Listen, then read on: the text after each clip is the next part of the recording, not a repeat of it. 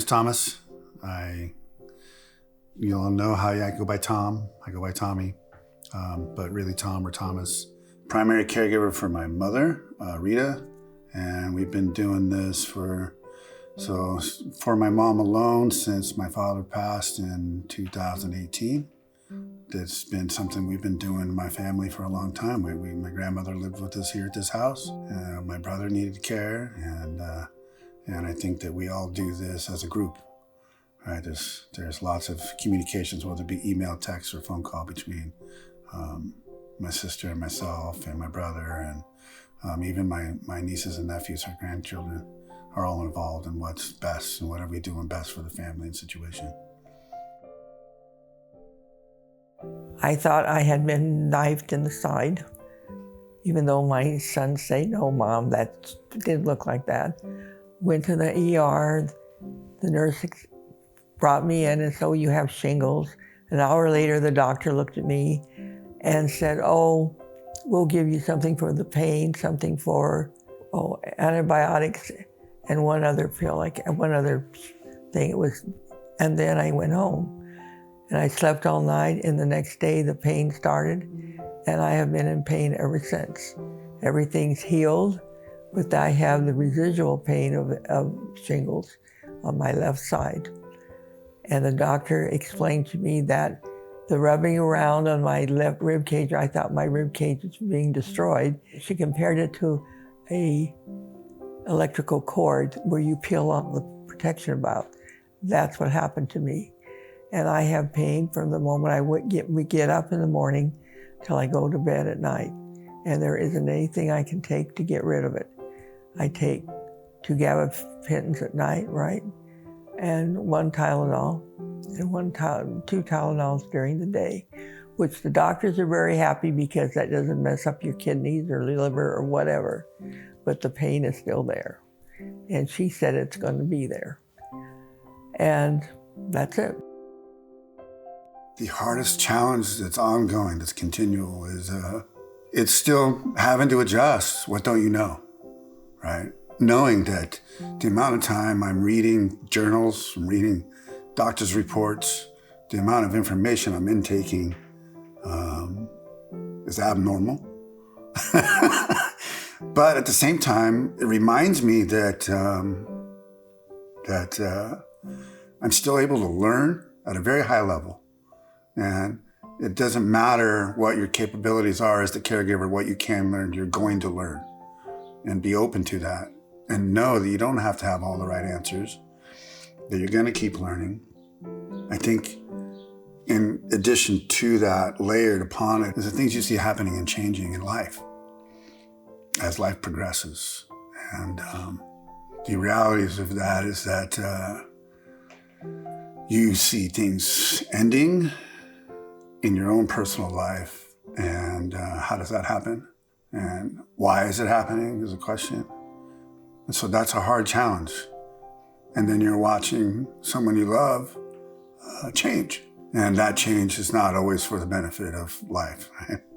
I think the further layer of that is personal expectations need to be adjusted, and what you expect of yourself.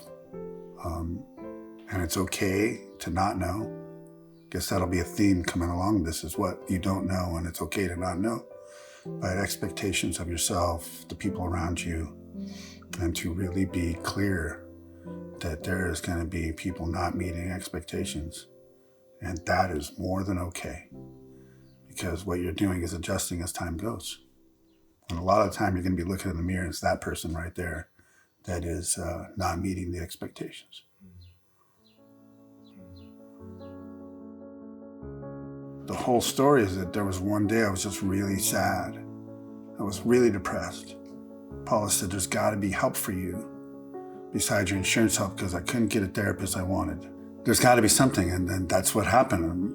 My mom went to bed, everybody went to bed, and I coincidentally loved doing my work at like 10 o'clock to 4 in the morning. And I sat up all night looking, there's got to be something. And I saw an Alzheimer's class. Now, my mom is not diagnosed with any kind of dementia problems at all. But at 80-something years old, it's probably a good idea for me to start learning And so then there was a dementia or Alzheimer's class, and I signed up for it. Yeah, I could just go to the classes, but the benefit really is engaging in the process of all of this.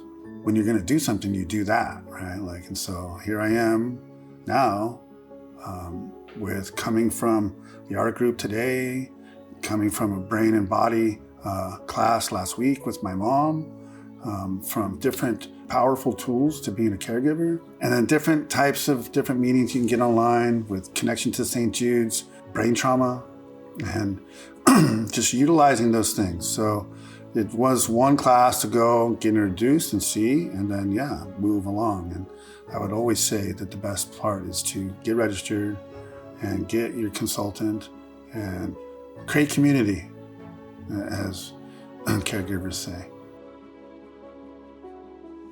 Yes, I think so. It's more relaxing for him.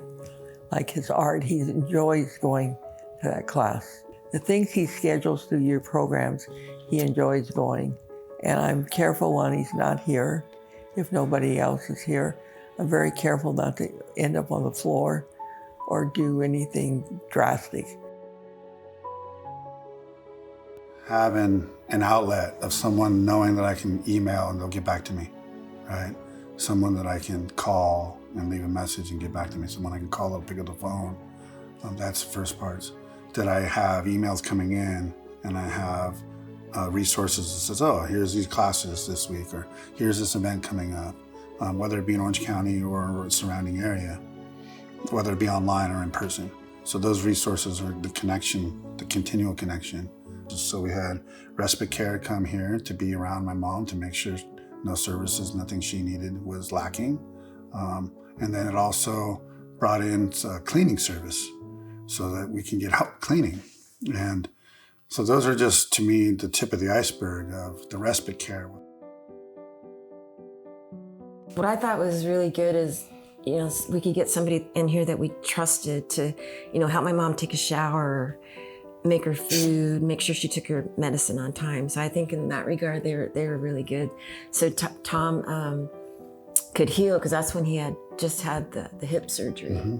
So I think it was really key, because I couldn't be here early enough. So we needed somebody, and it's very personal. It's the people that came. I mean, they really took good care of my mom. So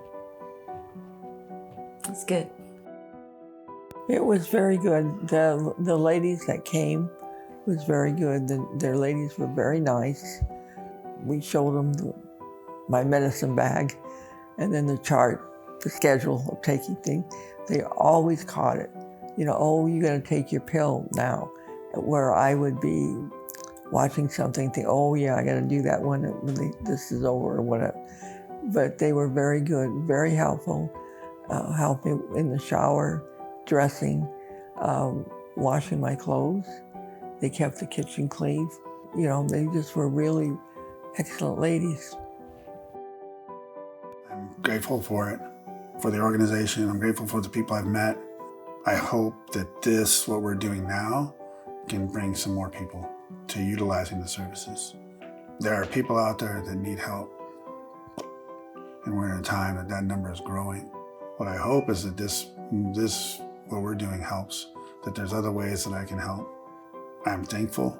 I'm thankful for the CRC, the OC, CRC. I'm thankful for the events we've had. I'm thankful for the people I've met. And my wish, my ask, is that we can make it bigger, make it more of a common name. Let's make it broader. I mean, there's 11, I think, resource centers in the state. Why can't that be 22? And anyhow, those are my thoughts about it. I think just listening to you and Mom talk, you're just such an advocate for Mom. And I feel like the whole journey with her getting shingles, had she not had you to take her to all the doctor appointments, her regular doctor, her neurologist, all the pain management, I just feel so grateful to you, Tom. And I feel very grateful to the program for Tom to be able to have, help so he can be such a great caregiver. He's not just a caregiver in his life. He has a partner, he has friends, he has a life. And I just feel like this program helps him, to have it all. So anyways, it's not easy, and I just wanted to say that to you, Tom. I love you, Josie. Love you too.